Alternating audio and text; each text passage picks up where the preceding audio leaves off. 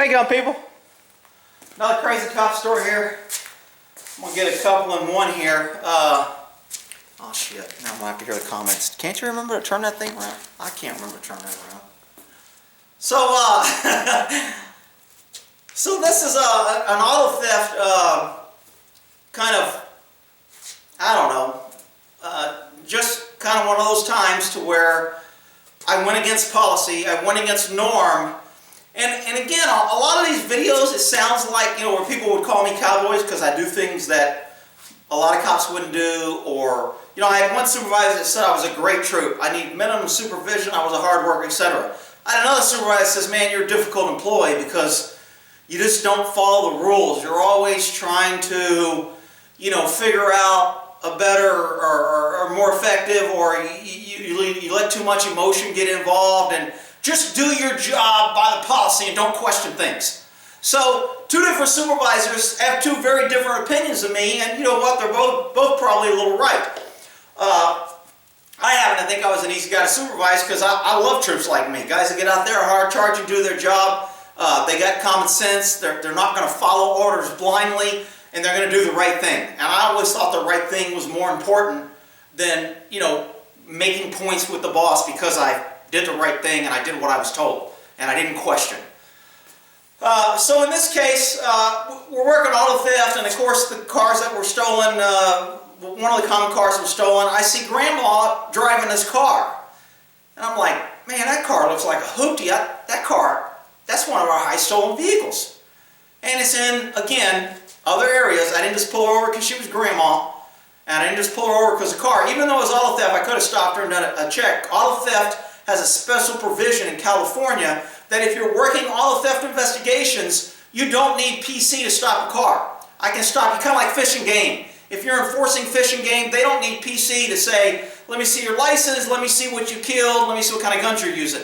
They don't need probable cause for that because they have special legislation because that's the crime they work. Well, auto theft is the same way. If you're working auto theft, you have a special provision that I can just stop you for no other reason than to do a vehicle check the VIN because of my specialized experience in auto theft. Because it's a high crime area, because it's a high theft vehicle, because I noticed, you know, there was bugs on the black license plate and that's not normal, because it only had one plate and that's common for somebody with a stolen plate. I mean, I could justify it a bunch of ways, but I don't need probable cause to stop a car. Now, most times I got it. I mean, there's a tail light out, there's speeding, there's no seat belt, there's only one plate, there's no license plate light. There's 1,000 things that I can put on for PC if I want to get PC, but I didn't need it. So I don't remember why I stopped Grandma, but I did stop her. And normally I don't stop what I call legit citizens who look like they're going to work. You know, people who are older, who aren't bothering anybody. I wanted the young punk, tattooed, prison, gang-banging, wearing their tank tops and colors and shit, you know, just your typical thugs. That's who I normally stop. I didn't mess with decent people. So me stopping Grandma was kind of odd in the first place, and I kind of was like, man, I don't really want to. But I told you in other stories, drug dealers used to put baby on board signs, and my kid was an honor roll student, and they didn't have any freaking kids because they knew the cops would see that and go, that's probably a parent. They're probably not doing drugs. So the drug dealers learn this, and they'll put things like, I support my local sheriff. And then a cop sees them and go, oh, he's probably a good guy. So cops tend to ignore those now because of situations like that. You go with what the guy looks like, how's his behavior, what are they driving, etc. So this lady, this Grandma, had no indications that she was committing a crime. She's driving down the street, I don't know, 8, 10 o'clock at night, and going somewhere abiding the speed limit. No other reason than I saw that car and went, man, those cars are stolen left and right. That thing's got to be stolen. So, remember, Sacramento was the highest auto theft area in the entire United States. I mean, a lot of stolen cars are. So I pull her over. Sure enough, the freaking thing's stolen. And it wasn't a flat-out stolen. What they did is they did what's called a VIN switch. So they got, how they do a VIN switch is, if I go to an auto place where they're auctioning off cars and I see some wrecked piece of shit car that I know that I stole and it's the same year as this car, I'm going to bid on that car, pay $50 for that car. I don't want anything from that car but the VIN number and a couple of stickers that I can peel off. then I can put that VIN number on my stolen car, and if somebody asks, I've got a legitimate title where I bought this car at an auction, and all I'm going to say is I rebuilt it and fixed it, and I bought it here for 50 bucks. Here's the bill of sale. And most cops are going to be like, oh, okay, and they'll be done. Well, working auto theft, we know that's a common scam, so it's like, I don't buy that shit. So when I pull out this car, I was like, you know what? The VIN looks like it was bent, and most VIN numbers aren't bent, but because they're riveted on, when you get them off sometimes, they'll bend them or they'll scratch them. So when we look at a VIN, we're looking for scratches or bends. This VIN was bent. And I went, I bet you that VIN switched.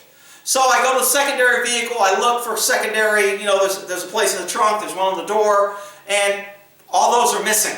And I'm like, okay, we call that a clue. The VIN's bent and the other indicators are missing. And Grandma, in the meantime, is sitting here like, why are you stopping me? And I'm like, ma'am, I just got to do a couple checks. You know, do you have and she had registration, the car was in her name, everything was legit. But I was just like, I ain't buying it. I think the car's stolen.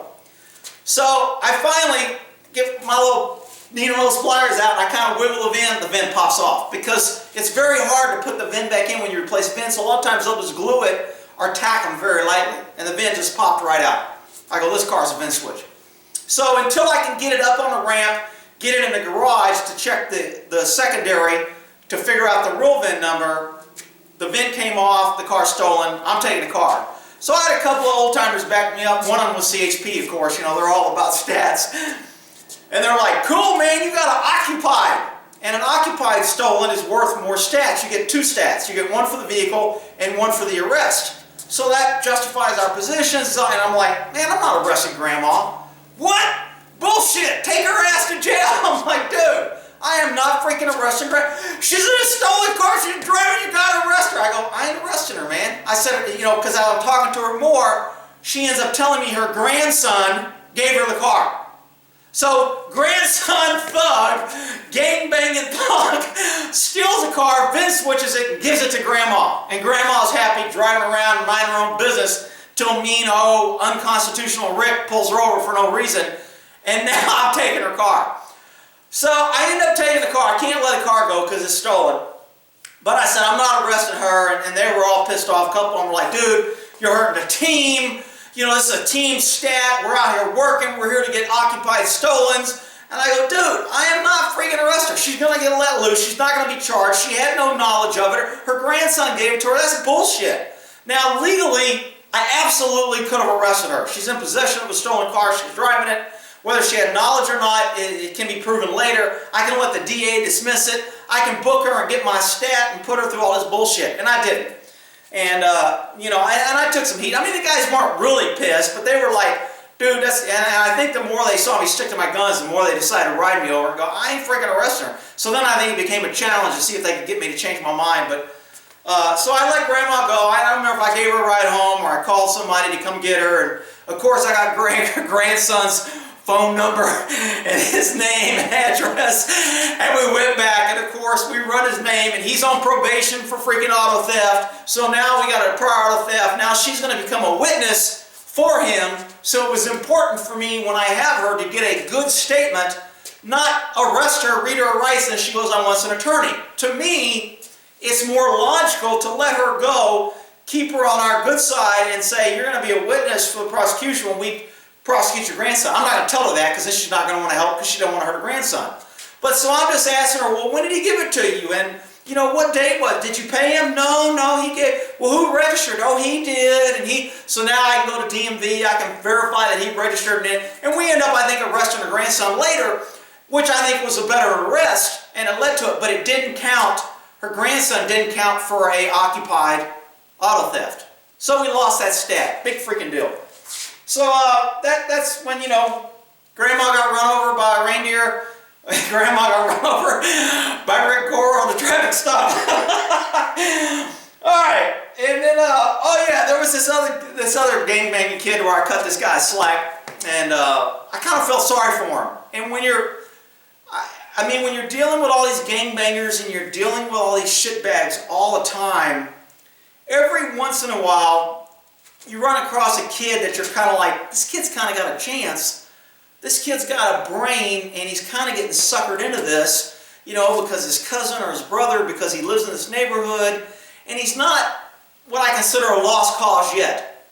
So I end up, we stopping these two guys in this gang area, and there was a gang injunction, and we could stop anybody flying colors, and I can't remember if he had a red belt on or something, but we end up stopping him, patting him down, and I'm talking to this kid, and we end up cutting the other kid loose. There was two of them, and I let one go because we were done. We knew who he was already validated. We told him to get out of here because we wanted to talk to the good kid by himself, because then he wouldn't be intimidated or, you know, pushed by this other guy and have to be tough.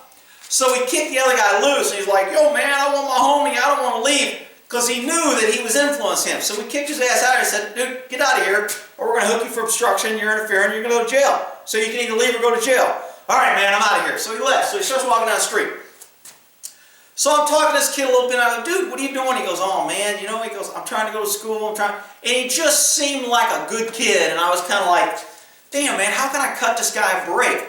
So I had horses, and I know horses are very therapeutic, and they kind of give you a sense of purpose. There's a lot of organizations out there with horses where they take troubled kids and they make them take care of horses, because they require a lot of responsibility. You got to pay attention. A horse is unforgiving. If you screw up, he'll kick you. He don't care what color, what size, what sex. He don't give a shit about all that liberal PC shit. A horse is a horse.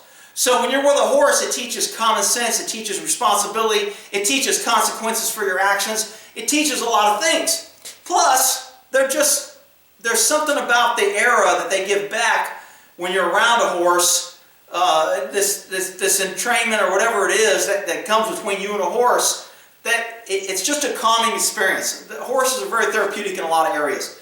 But I knew this, and I had a couple of horses, so I see this kid, I go, hey guy, I go, what do you do for fun? He goes, nothing, blah, blah. And my buddy, Jose's with me, and he's kind of like, dude, let's get the hell out of here. Why are you fucking kissing this guy's ass? I'm like, man, just chill out. I'm trying to help the kid. So I start bullshitting a little bit. I go, hey man, you ever been around a horse? He's like, no. I said, have you ever seen a horse in person? No, just in pictures or books. I go, would you like to see a horse? And he goes, yeah, he goes, that'd be kind of cool. I said, I tell you what, dude, I got horses.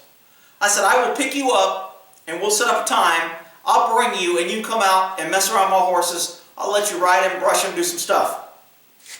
He wanted to, I could tell he wanted to, and just something inside of him, he looked around and he thought about it and he was about to say yes. He looked around the neighborhood and he goes, dude, he goes, I can't, man. He goes, if somebody sees me even talking to you, I could get killed or jumped or stabbed out here. He goes, I'd like to, but he just looked around and said, I can't. And I don't know. Things like that just kind of get to you a little bit. Poor kid.